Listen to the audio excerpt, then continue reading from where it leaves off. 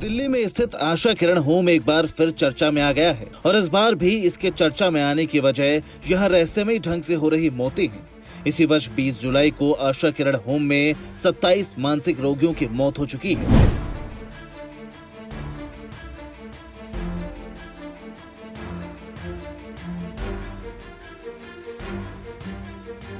P24 के हाथ जो दस्तावेज लगे हैं उनमें इस बात का साफ साफ जिक्र है कि कैसे महीने दर महीने लोगों की मौत हुई। सबसे चौंकाने वाली बात ये कि जुलाई महीने में ही 20 दिन के अंदर 13 बच्चों और लोगों की मौत हुई है।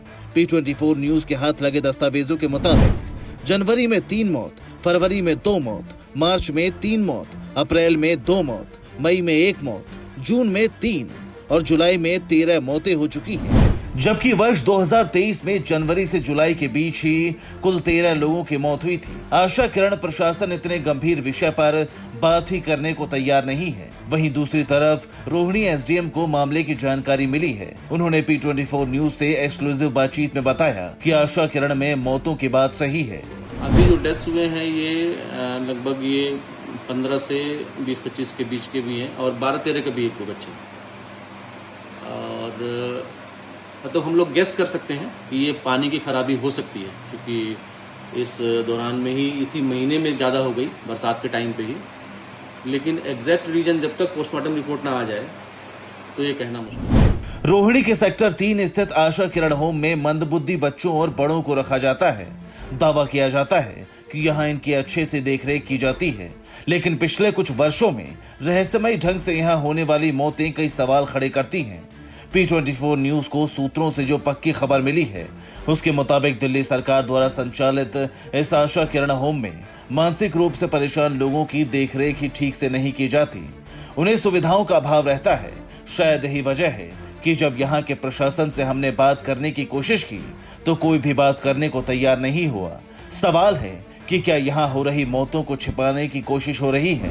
क्योंकि बरसात के समय में ऐसा हुआ है तो पानी की तरफ ही संभावना ज़्यादा दिखती है। भोजन की शिकायत ऐसे पहले कभी नहीं आई है कि खाना खराब मिला हो या खाना कम मिला हो। जो रोहिणी आशा किरण होम है वहाँ पे बीते 20 दिनों के अंदर करीब 13 लोगों की मौत हो गई है। ये संख्या बहुत बड़ी है। 13 लोग कम नहीं होते। आशा किरण के अंदर जो मानसिक रूप से कमजोर व्यक्ति होते हैं उनको रखा जाता है। वहाँ पे बच्चे से लेके बुजुर्ग तक ये सभी शामिल है और जिनकी मृत्यु हुई है उसमें भी बच्चों से लेकर करीब 12 साल से लेकर जो बड़े हैं वयस्क हैं वो भी शामिल है। इन 13 लोगों में इनकी मृत्यु हुई है। इसका जिम्मेदार कौन है? हमने बात की एसडीएम रोहिणी से। उन्होंने बताया कि इसका कारण कहीं न कहीं पानी की समस्या हो सकती है, क्योंकि अभी बरसात का समय है और पानी गंदा होने की वजह से वो बीमार पड़ के उनकी मृत्यु हो गई।